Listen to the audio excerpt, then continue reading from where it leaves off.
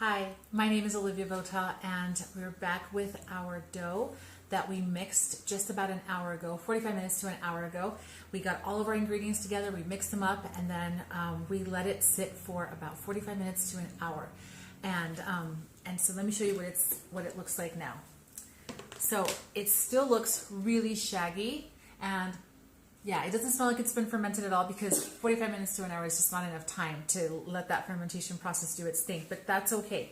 What I'm going to do now, though, is I'm going to try and form it into a ball.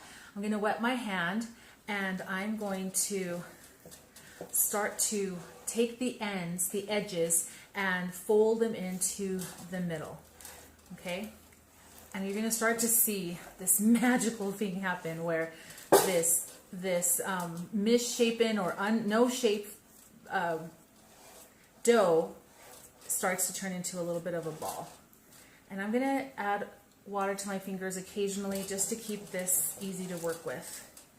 And the reason why we're able to do this now is because letting your dough rest for about 30 minutes to an hour makes it so that the gluten starts to develop. And so this becomes much easier to manage. And I'm trying to scrape with my fingers, trying to scrape the dough on the side. You don't have to do that, but I just like to. Okay, a little bit more water.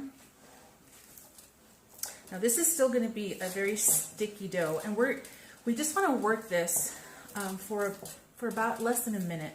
We don't want to spend too much time on this. Okay.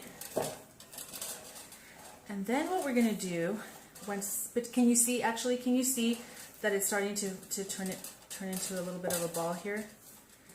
I can turn it. Yeah, that's looking so good. If I were doing this in my plastic container, it would be the same process. I'm going to take the edges and fold them in until this starts to look like more of a ball. And then when I'm satisfied with how it looks, then I just put the lid on.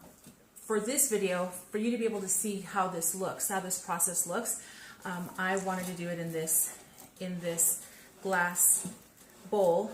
But as soon as I'm done here, I'm going to transfer it to my plastic container.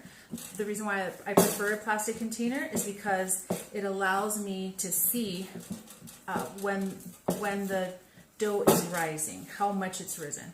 Okay, that looks good. Okay, now I'm going to transfer it. If you're having a little bit of a hard time after the bulk rise, taking the dough out, it's just sticking to the sides and you're kind of panicking about it, you could spray some oil on the inside, and that'll make it easier for the dough to come out. I'm not too worried about it because I've done this enough times that doesn't stress me out anymore, so I'm not worried about that. But you can certainly do that if you'd like. Okay, so I'm going to take my nice little formed ball. You can see it looks fantastic. And I'm going to put the lid on. I'm going to write on the lid what time I'm putting this, or what time I'm starting the bulk rise. And that's what we're starting next, is the bulk rise.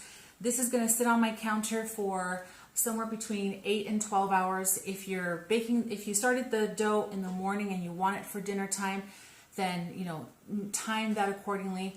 If you're letting this sit out overnight on your counter, then that's going to be a little longer.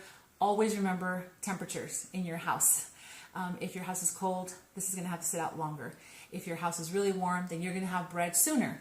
But that's the beauty of sourdough, is that you can really adapt it to your needs and the circumstances in your life at the time. You can also stick this in the fridge right now.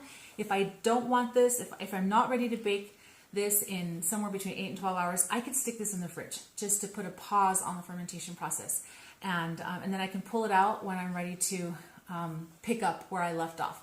So lots of flexibility. I love that about sourdough. And thanks.